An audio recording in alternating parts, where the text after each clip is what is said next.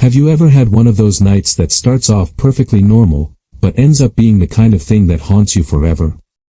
Well, I've got a story for you that might just make you think twice the next time you meet a stranger. Let me tell you another scary story, a Valentine's Day I'll never forget.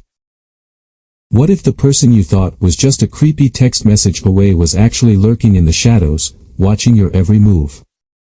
I'd been dating my girlfriend, Emma, for 3 years now. We first connected when I commented on one of her Instagram stories. From there, things moved quickly. We exchanged numbers, started chatting, and soon met in person. It was January, right after the holidays, and I was happy to finally have someone special around Valentine's Day. But as we got closer, Emma opened up about a disturbing situation she'd been dealing with, a stalker named Jake. Jake was a guy a few years older than Emma. They'd met during a group project in college, and ever since, he had been obsessed with her. He followed her around campus, found out where she lived, and sent her unsettling texts that she ignored. She said she hadn't blocked his number because she wanted to see how far he'd go. But as Valentine's Day approached, Jake started texting her more frequently. Then, one day, Emma found a box of chocolates on her doorstep. Jake had texted her right after, "Hope you like the gift I left you." That's when Emma decided enough was enough. She replied to him, telling him to leave her alone and that she was seeing someone. I reassured her that I'd protect her no matter what. But then Jake took things further. A few days later, Emma received a text from an unknown number. It asked, "Is the guy you're seeing Alex?" That's me. Now I felt directly involved, and it made me uneasy. Jake was no longer just harassing Emma, he was targeting me, too. I told her if he reached out again, we'd go to the police together. But little did I know, things were about to get much worse. 4 years ago, something happened that still sends chills down my spine every time I think about it. It was Valentine's Day, and my boyfriend, Alex, and I had planned a romantic evening out, dinner at a nice restaurant, followed by whatever the night had in store for us. It started out like any other date night. We arrived at the restaurant, holding hands, laughing, and enjoying the cool February air. But as we approached the entrance, I noticed something that immediately felt off. A couple was sitting outside on a bench, and they were staring at us. Not the casual glance you might give a couple walking by, no, this was different. The woman, who was probably in her late 40s, wore a strange grin that didn't reach her eyes. Her husband just sat stiffly beside her, watching us silently like we were some kind of exhibit. "Alex," I whispered, nudging his arm. "They're staring at us." Like, seriously staring. He glanced over but shrugged. "It's fine. They're probably just people watching." Inside, the host told us it would be a 45-minute wait for a table. Alex suggested we pass the time at the mini-golf course across the street, so we turned around to head back to his car. That's when the woman from the couple stood up and approached us. "Hi," she said, her voice unnervingly cheerful. "I'm Mrs. Gray. And this is my husband." She extended her hand to me. I hesitated. Something about her demeanor felt wrong. Her smile was just too wide, too forced. But I didn't want to seem rude, so I shook her hand reluctantly. "You two are such a lovely couple," she continued, her grip lingering a little too long. "My husband and I are photographers. We'd love to take some photos of you at our studio. It's just a 5-minute drive from here. We can even give you a ride." Every instinct in me screamed, no. I glanced at Alex, and he quickly responded with a polite decline. "Thanks, but we've got plans tonight."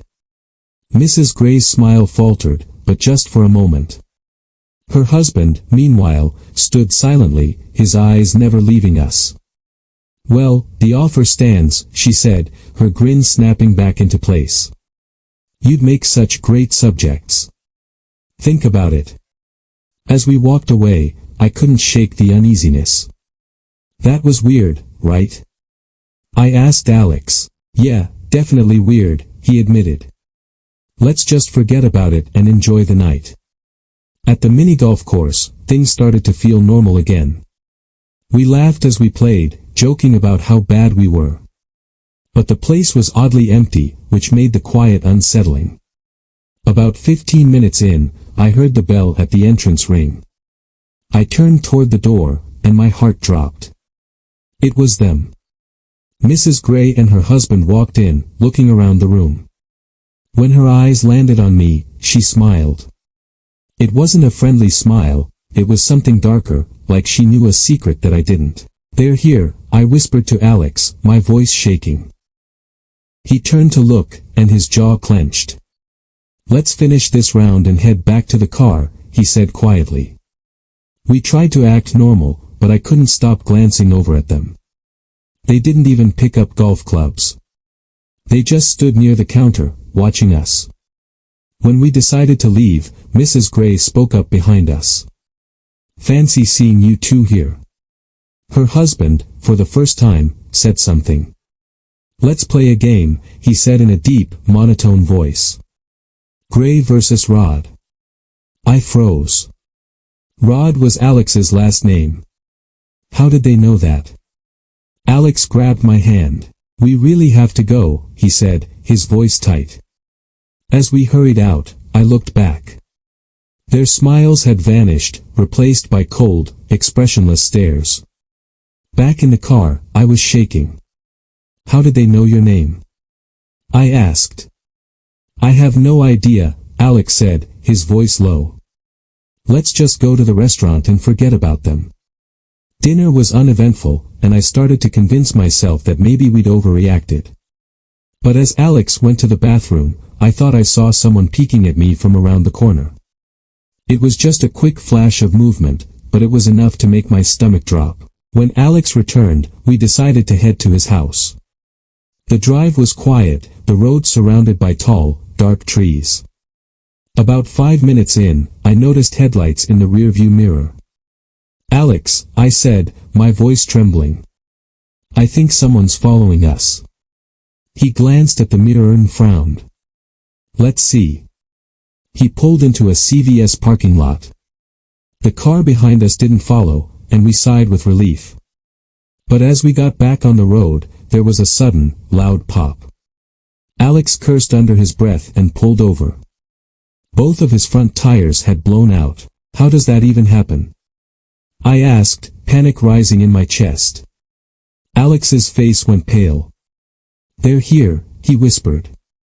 Before I could ask what he meant, he yanked open my door. "Get out. Now." We ran into the woods on the side of the road, hiding behind a thick cluster of trees. Alex pulled out his phone and called the police, whispering our location. "We're being followed," he said. "We think they slashed our tires." He hung up quickly, saying he didn't want the sound to give us away. Moments later, we heard the unmistakable sound of a car approaching.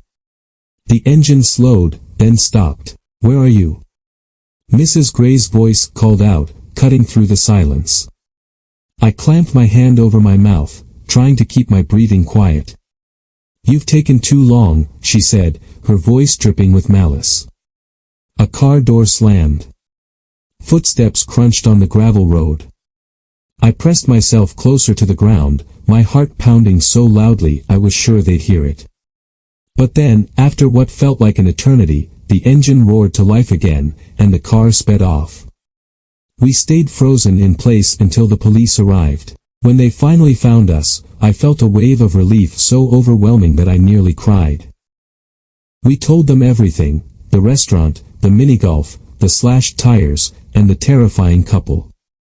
But despite their efforts, nothing ever came of it. We never found out who Mrs. Gray and her husband really were, how they knew Alex's name, or what they wanted. Now, 4 years later, Alex and I are married. But every Valentine's Day, we can't help but think about that night, and what might have happened if we hadn't run. If you enjoyed this creepy story and want to hear more spine-chilling tales like this, don't forget to like this video, share it with your friends, and subscribe to the channel. Hit the bell icon so you don't miss any of the terrifying stories I have coming your way. Your support keeps me digging up the scariest stories to share with all of you. Stay safe. And stay scared.